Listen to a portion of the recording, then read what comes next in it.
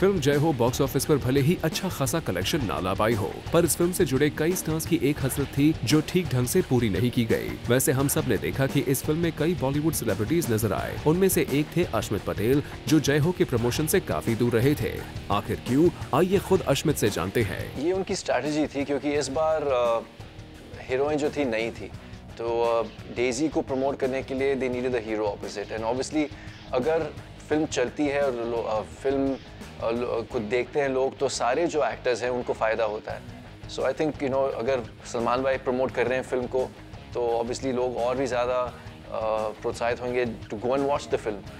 And I think that is what has happened, and it's nice to be part of a successful film. Well, Ashmit ने तो promotion से गायब रहने वाले फंडे को एक स्ट्रेटजी बता दिया, जिससे वो काफी खुश भी हैं that at least he got a chance to be a part of such a film. और इसी गुड नोट पर अश्मित आगे बढ़ना चाहते हैं, not only in Bollywood but in television industry as well. A couple of interesting offers have come in, not only for films but for television as well, जिसको मैं explore कर रहा हूँ.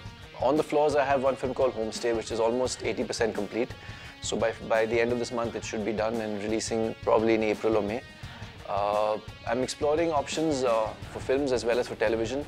अगले 2 हफ्ते के अंदर I should finalize something. Ashmit ने तो उनके फ्यूचर प्लान्स का एक जिस्ट हमें दे ही दिया, पर अगर उनकी पर्सनल लाइफ में थोड़ी ताक झाक करें तो एक टाइम पर वीना मलिक से कनेक्टेड रहने वाले अब उनके टच में भी नहीं है, जिसके बारे में वो खुद बता रहे हैं। No, I'm not. In fact, film के प्रमोशन के दौरान was the last time I was in touch with her. लेकिन सुना है हाल ही में उनकी शादी हुई। I'm sure you're gonna ask me that. जी उनकी शादी हुई है and I wish her all the best, Veena.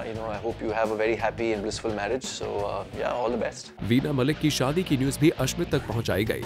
And being her ex, he's still happy with the fact that she's getting settled in life. तो इसी बात पर moving on back to Ashmit's life in Bollywood. उनसे जानते हैं कि बॉलीवुड के मशहूर कैंप्स में से वो किस कैंप का हिस्सा है।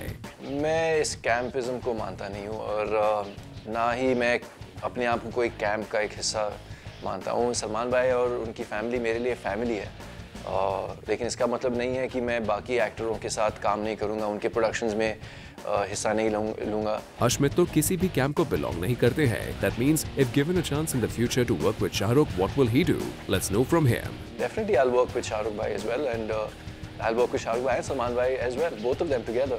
Ashmit को तो कोई प्रॉब्लम नहीं है to work with Shahrukh, but while talking on this, Ashmit also clarified to us that Salman himself doesn't like it if someone talks anything against Shahrukh. ये मीडिया में बहुत न्यूज़ बना है पिछले 2-4 सालों से, शाहरुख सलमान, लेकिन सलमान भाई is the utmost respect for SRK, and he never, अगर गलती से किसी ने भी शाहरुख भाई के बारे में कुछ भी कहा, Salman bhai just turns around and says, who are you to say anything? Have you achieved even 1% or 10% of what Shah Rukh Khan has achieved? You don't have the right to say that. And he never encourages people to badmouth anyone, be it Shah Rukh Khan, Aamir Khan or anyone. Well, जाते जाते अश्मित की इन बातों ने ये तो जरूर clear कर दिया है कि खान्स के बीच कितना भी तनाव क्यों ना हो, पर अब भी इन दो दोस्तों में एक दूसरे के लिए इज्जत बरकरार है। वहीं we hope that Ashmit gets a chance to work with all the Khans in the future. For Salma Khan, Zoom, Mumbai.